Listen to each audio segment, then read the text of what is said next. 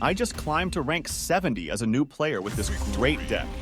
Today we have an in-depth exploration of one of the strongest deck archetypes you can use. That only requires cards from Pool 1 and 2, the ongoing deck. The core concept of this deck is elegant in its simplicity. You'll want to meticulously develop your ongoing cards. These aren't just placeholders. They are the building blocks for big turn 6 where we play Spectrum or Onslaught, depending on our hand, to trigger our ongoing cards on board. Now let's take an even closer look at the key cards that make the ongoing Destroyer deck tick.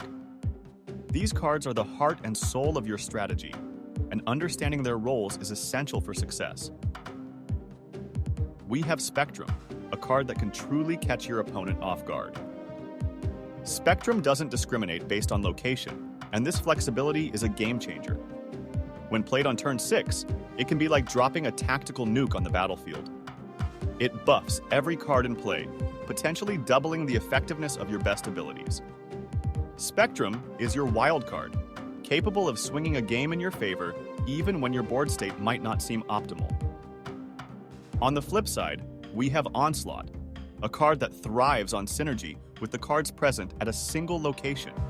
This means you must carefully plan the composition of your middle location, as we discussed earlier. When Mr. Fantastic, Klaw, and Onslaught come together on that spot, it's like the stars aligning for a massive points bonanza. Onslaught's power is directly tied to the other cards at the location, making it a high-risk, high-reward play. Manner, this card plays a unique role in the mid-game. Think of it as your strategic enforcer. When you play Manner on turn 4, your opponent will need to invest a substantial 11 points just to take control from you. But with the other cards in the deck, like Klaw, Mr. Fantastic, and Spectrum, he becomes even stronger, often catching your opponent off guard thinking he's safe with just playing 11 points on the lane. In addition to these key cards, you have Cosmo and Ant-Man, providing utility and versatility to your deck. Cosmo can come to your rescue when you're worried about an opponent's Enchantress, ensuring that your location remains under your control. Meanwhile, Ant-Man offers a cost-effective way to boost your points, a valuable addition for those times when you need a quick and efficient point injection. Now, let's take a deeper dive into the playstyle of the ongoing Destroyer deck, because understanding how this deck operates on the battlefield is crucial for success. At its core, this deck embodies a patient and calculated approach. It's not about rushing to victory, but rather methodically building your strength over time. In the early turns, focus on accumulating and developing your ongoing cards. Think of this phase as laying the foundation for a skyscraper. Each ongoing card you play is like adding another layer of steel and concrete to your structure. It might not seem impressive at first, but you're setting the stage for something monumental. As the game progresses, you'll want to maintain a steady and controlled pace.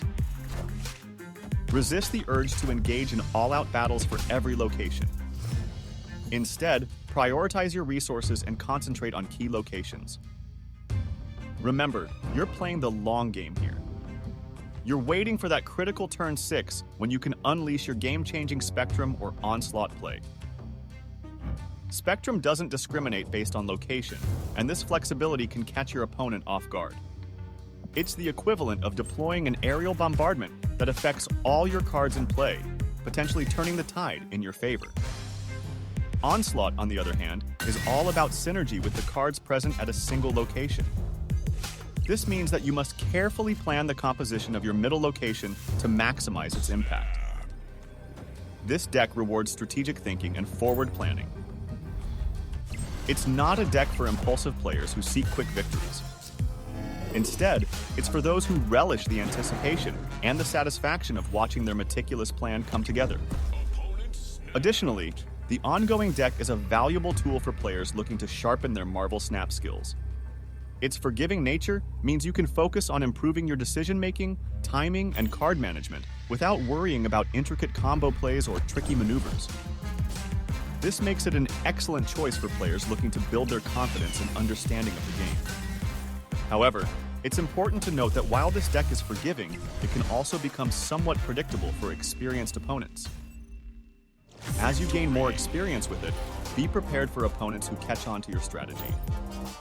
To keep them on their toes, consider adapting your playstyle slightly in each game, keeping your opponent guessing. And there you have it, folks, a comprehensive guide to the ongoing deck. It's a powerful and reliable choice in the Marvel Snap arena, whether you're a seasoned pro or just starting out. If you found this video informative, do us a solid by hitting that thumbs up button. For more Marvel Snap insights, strategies, and updates, make sure to subscribe to our channel and turn on those notifications. Have questions? Share them in the comments section below. See you on the next one.